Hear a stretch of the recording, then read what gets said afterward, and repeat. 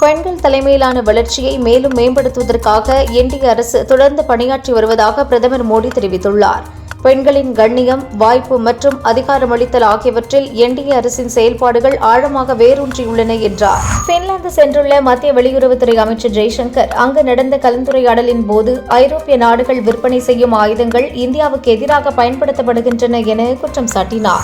June 21ஆம் தேதி நடக்கும் இளநிலை நீட் தேர்வுக்கு கூடுதலாக 15 நிமிடம் ஒதுக்கீடு செய்யப்பட்டுள்ளது.